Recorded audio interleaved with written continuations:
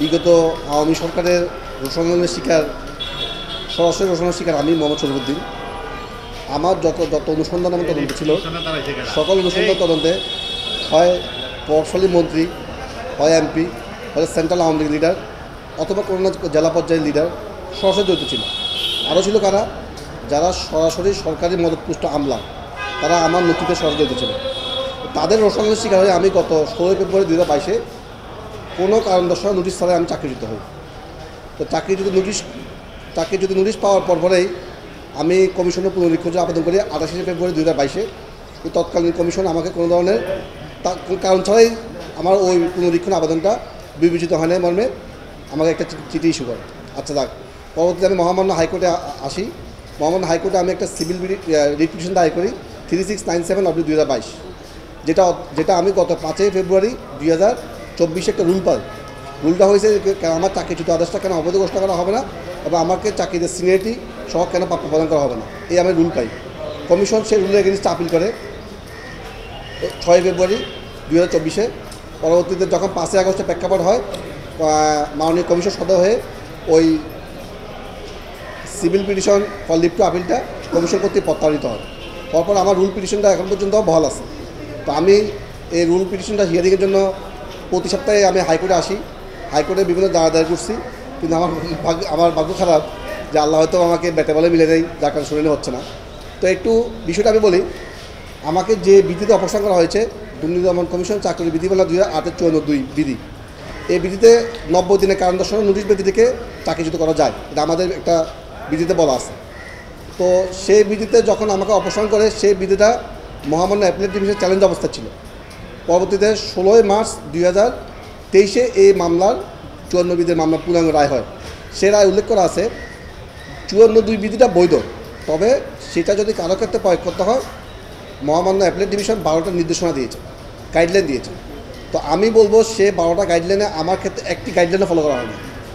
তো আমি সেই জিনিসটা উল্লেখপূর্বক আমি 5 আগস্টের যে সফল গণ-অভ্যুত্থান পরবর্তী যে প্রেক্ষাপট, সেই প্রেক্ষাপট পরবর্তীতে আমি মহামান্য আমাদের মাননীয় কমিশন বরাবর আমি একটা দরখাস্ত দাখিল করি 7 আগস্ট 2024-এ।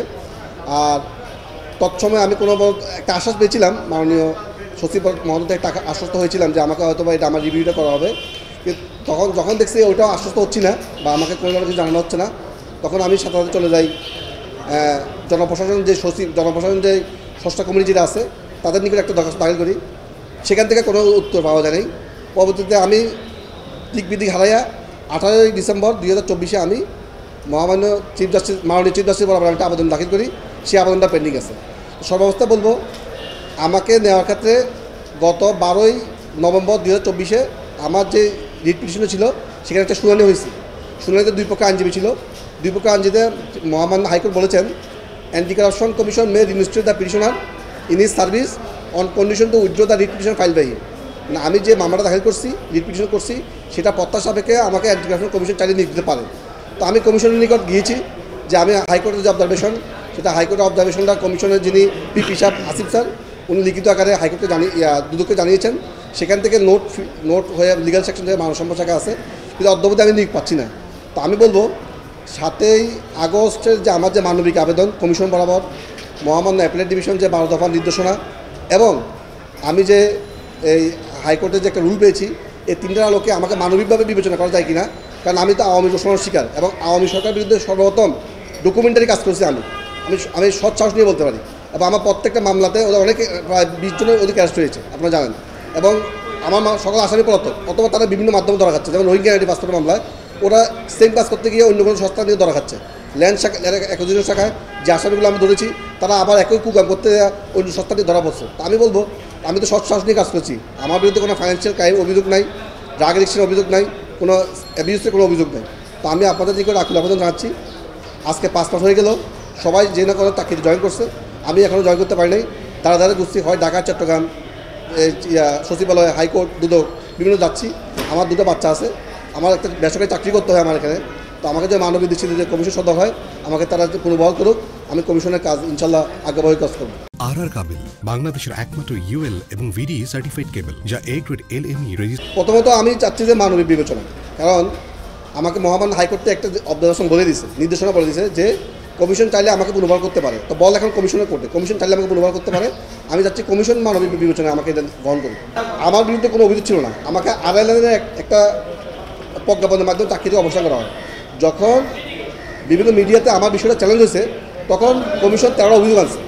এটা টার্মিনেশন সিম্পলিসিটার আমাকে আত্মপ্রকাশ সমর্থন সুযোগ না দিয়ে আমি অবসরের পরে আমার অবসরটা বৈধতা দেওয়ার জন্য ওই অভিযোগ আনা একটা টার্মিনেশন সিম্পলিসিটার। এটা মহামান্য অ্যাপিলেট ডিভিশন বলে দিয়েছে যে কাউকে যদি অবসর করতে হয়, কারোর বিরুদ্ধে অভিযোগ আনতে হয়, তাকে জানাতে হবে। আমাকে জানানো হয়নি আমার বিরুদ্ধে কোনো অভিযোগ আছে কিনা।